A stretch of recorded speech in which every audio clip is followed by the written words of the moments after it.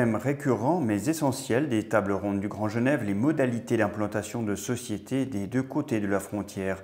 À la tête d'Eurex Suisse, David Guffroy prodigue au quotidien de précieux conseils pour ceux qui veulent exercer sur la région.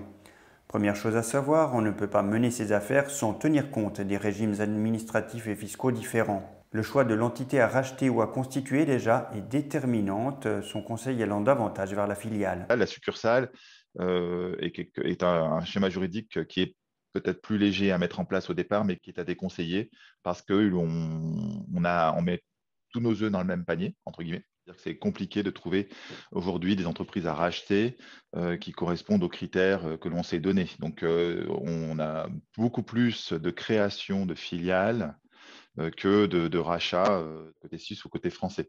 Le Genevois Thomas Buchy a une solide expérience d'entrepreneur de construction bois en Romandie et en France.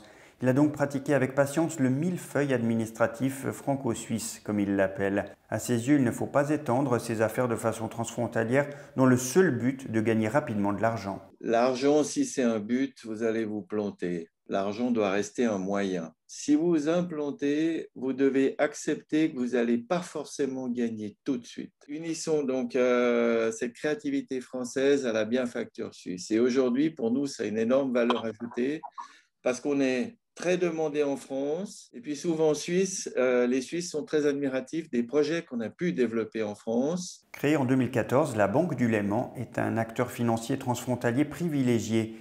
Éric Chapard a insisté sur le fait de bien se préparer et même de se faire accompagner avant de s'implanter à l'étranger. Son établissement a aussi fait certains constats sur l'intérêt différencié de ses clients français et suisses. Dans un sens, les entreprises françaises qui s'installent sur Suisse, très souvent vont suivre un client ou un fournisseur parce que le marché est attirant, hein, c'est un marché à haute valeur ajoutée. En revanche, c'est vraiment des installations plutôt opportunistes. Et dans l'autre sens, on a plutôt une ouverture sur le marché européen, français en particulier, mais européen en général, avec tout ce que ça implique aussi dans l'accompagnement des financements. Hein. Fondatrice de la micro-entreprise Accent, Cecilia Pellemani possède le statut d'indépendante depuis 2018. Elle a dû collecter un certain nombre de documents et se renseigner pour se mettre en conformité avec tous les processus administratifs.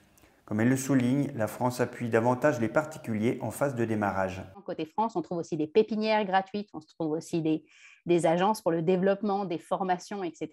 Gratuites, nombreuses, dans tous les secteurs, même dans des villages. Alors que côté suisse, quand on monte une entreprise, aussi petite soit-elle, hein, on demande d'avoir les reins solides, on demande des financements, on demande d'avoir déjà un petit peu de fonds propres, d'avoir quelque chose sur lequel se reposer pendant plusieurs mois. En conclusion, il est conseillé de préparer méticuleusement son implantation, de s'immerger dans le marché à approcher et d'y constituer un réseau solide.